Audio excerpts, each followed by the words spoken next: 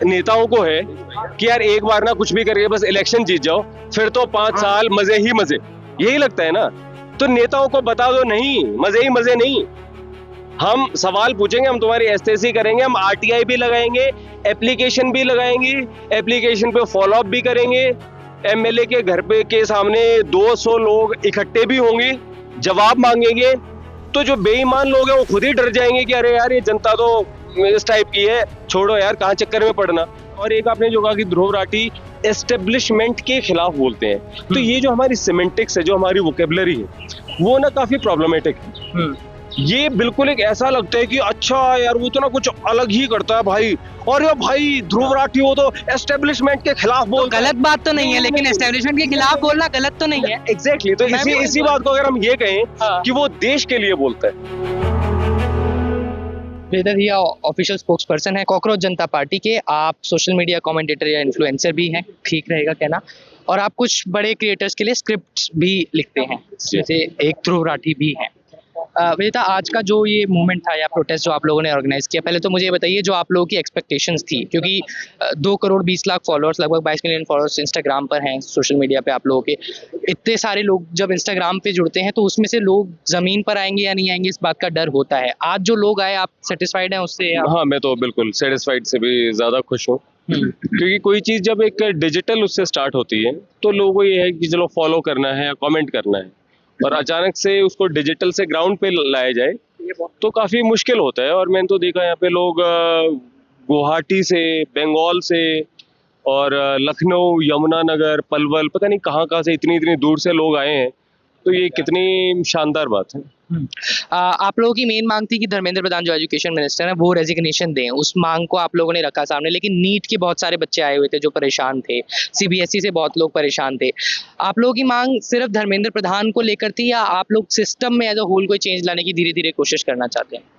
धर्मेंद्र प्रधान जो है उनके इस्तीफे के डिमांड 2 चीजों से आती है कि एक तो उनके अंडर पेपर लीक हो रहे हैं, वो बने रहेंगे और भी पेपर लीक होंगे और भी युवाओं का भविष्य अंधकार में जाएगा, पहली बात ये। दूसरी बात एक डेमोक्रेटिक अकाउंटेबिलिटी फिक्स करने के लिए कि हम एक लोकतंत्र में हैं, कोई राजा नहीं चुना है, आप नहीं काम कर रहे साइड हटो, कोई और आएगा आपकी जगह, है ना। तो एक तो उनका इस्तीफा हो, उनकी जगह कोई और काबिल इंसान मंत्री बने, और फिर जो सिस्टमिक फ्लॉज हैं उसको भी देखा जाए कि कई सेंटर्स पे हैकिंग हो रही है, ब्लैकलिस्टेड कंपनीज जो हैं उनको फिर से कॉन्ट्रैक्ट दिया जा रहा है, ऐसा क्यों?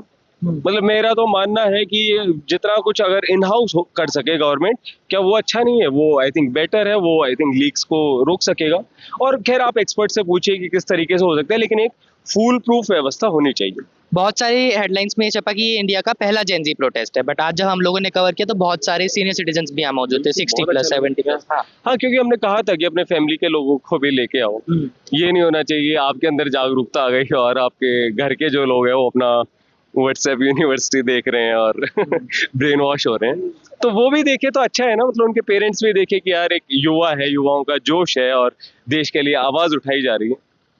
वेदा, एक सवाल मैं आपसे पूछना चाहूंगा, अभिजीत दीपके को लेकर लिंक्स भी क्या बल्कि सार्वजनिक तौर पर है कि उन्होंने आम आदमी पार्टी के लिए कभी काम किया था, उनके फोटोज भी हैं, उन्होंने भी इस बात को माना, कोई कंट्रोवर्सी नहीं है।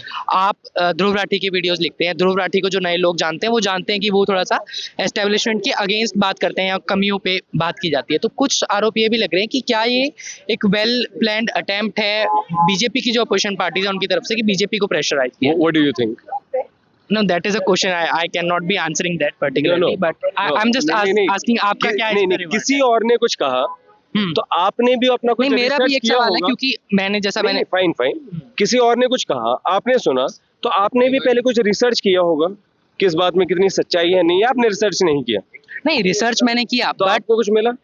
नहीं, मैं देखिए, मेरा काम ये है कि मैं आपसे जरूर पूछूं कि जो आपके ऊपर आरोप लग रहे हैं आप उसको क्या कहना तो चाहेंगे? आरोप जैसा कुछ नहीं है। हाँ, मतलब मेरा बस एक वो कोई फोटो दिखा रहे हैं कि भाई मैंने आम आदमी पार्टी को सपोर्ट किया था, तो सपोर्ट करने की बात ही थी कि भाई लोग उस टाइम पे भ्रष्टाचार से तंग थे, एक नई पार्टी थी, लोगों की उम्मीद थी जैसी लोगों की अब उम्मीद है, तो इसमें कौन सी बात है? और मैंने तो कभी कोई अपनी पोस्ट डिलीट नहीं की है, कुछ नहीं की है।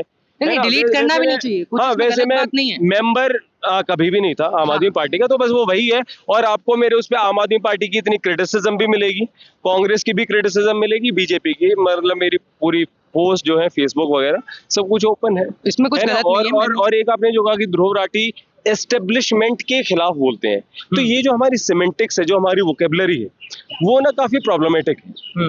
ये बिल्कुल एक ऐसा लगता है कि अच्छा यार वो तो ना कुछ अलग ही करता है भाई, और ये भाई ध्रुव राठी वो तो एस्टेब्लिशमेंट के खिलाफ तो बोलता है। गलत बात तो नहीं है, लेकिन एस्टेब्लिशमेंट के खिलाफ बोलना गलत तो नहीं है। एग्जैक्टली, तो मैं भी इसी वही इसी बोल- बात को अगर हम ये कहें हाँ। कि वो देश के लिए बोलता है, सच्चाई तो ये है ना कि वो भाई देश के युवाओं के लिए बोलता है कि यार इतने लोग, 3.5 करोड़ लोग, मतलब 45 पेपर लीक हुए, 3.5 करोड़ लोग उससे अफेक्टेड हैं, वो उनके लिए बोल रहे हैं। नीट पीजी का हुआ, रेजिडेंट डॉक्टर्स का मुद्दा था, किसानों का मुद्दा था, है ना, वुमेन सेफ्टी का मुद्दा है, तो देश के लोगों के लिए आवाज उठा रहे हैं। अब उसको सरकार ऐसे देखे ये हमारे खिलाफ है, तो सरकार के पर्सपेक्टिव में प्रॉब्लम है। बिल्कुल, मैंने तो इतनी बार कहा है कि ध्रुव राठी से बड़ा नरेंद्र मोदी का कोई शुभचिंतक है ही नहीं। अगर वो ध्रुव राठी की बात मान ले, मैं कह रहा हूं उनकी इज्जत बहुत बढ़ जाएगी। उन सजेशंस को मान ले तो देश के किसानों का भला होगा, हमारी फॉरेन पॉलिसी बेहतर होगी, पेपर लीक रुक जाएंगी, है ना। औरतों को जो इतना ट्रोल किया जाता है, और इस तरीके से एक बार उनके 8 बजे आके एक बार बोल दें कि भाई ये नहीं चलेगा, जो भी करेगा ना जेल जाएगा, एक इशारा काफी होता है, किसी की हिम्मत नहीं होगी, पर वो कर ही नहीं रहे, वो तो ट्रोल्स को दावत पे बुलाते हैं, है ना। तो अगर वो ध्रुव की बात मान ले, मैं कह रहा हूँ उनकी इज्जत बहुत बढ़ जाएगी। जी, ये मैंने आपसे सवाल इसलिए भी पूछा था क्योंकि आपने जैसा कुछ कहा कि रजिस्टर्ड पार्टी तो आप लोग नहीं है, ना इलेक्शन लड़ने का कोई प्लान है, तो आप जब एज अ जेन ज़ी इस प्रोटेस्ट को लीड कर रहे हैं, तो आपको कोई ऑल्टरनेटिव नजर आता है कि जो अभी सिस्टम इतना हमारा खराब हो गया है, करप्शन की बू आती है हर जगह से? ऑल्टरनेटिव यही है कि जो नेताओं को है कि यार एक बार ना कुछ भी करके बस इलेक्शन जीत जाओ, फिर तो 5 साल मजे ही मजे, यही लगता है ना। तो नेताओं को बता दो नहीं, मजे ही मजे नहीं, हम सवाल पूछेंगे, हम तुम्हारी एसटीसी करेंगे, हम आरटीआई भी लगाएंगे, एप्लीकेशन भी लगाएंगे, एप्लीकेशन पे फॉलो अप भी करेंगे, एमएलए के घर पे के सामने 200 लोग इकट्ठे भी होंगे, जवाब मांगेंगे। तो जो बेईमान लोग हैं वो खुद ही डर जाएंगे कि अरे यार ये जनता तो इस टाइप की है, छोड़ो यार कहाँ चक्कर में पड़ना। अभी तो नेता वही है कि चलो एक बार जीत गए, दारू पिलाई जा रही है, सरपंच इलेक्शंस में कॉमन है, नॉर्मलाइज हो गए, है ना, पैसा बट रहे हैं, क्यों, चलो यार एक बार लगा दिए फिर तो मजे ही मजे। तो उनके जो मजे ही मजे चल रहे हैं ना, उसको बंद करने के यही ऑल्टरनेटिव। चलो यार, तो अभी अगर आपको लगता है धर्मेंद्र प्रधान रिजाइन करेंगे, आखिरी सवाल है मेरा आपसे, क्योंकि हम लोगों को, मुझे एज अ जर्नलिस्ट ये लगता है कि शायद धर्मेंद्र प्रधान रिजाइन ना करें, आप लोगों की बात का या जनता की बात का उन पर असर ना पड़े। What do you think? हाँ, आपको धर्मेंद्र प्रधान के बारे में ऐसा इसलिए लगता है क्योंकि अभी तक जो आपने देखा है बीजेपी को कि एक थोड़ा अहंकार हमें दिखता है, शायद वही आपको लग रहा है ना। लेकिन मैं हमेशा देखता हूं कि भले ही जो आज तक पत्थर है वो पत्थर भी टूट सकता है, और जिसके अंतरात्मा मरी हुई है वो अंतरात्मा भी जाग सकती है। उन्हें यार लगे कि यार ये तो सच में ही है ना, तो थोड़ी आई थिंक शर्म आ भी जाए, इस्तीफा दे भी दे। All the best, thanks much बात करने के लिए। विजेता दहिया ऑफिशियल स्पोक्स पर्सन है, और आखिरी जो उनका सेंटेंस था उसी पर ध्यान दीजिएगा कि अंतरात्मा जाग जाए, इस उम्मीद से कॉकरोच जनता पार्टी के लोग बात कर रहे हैं।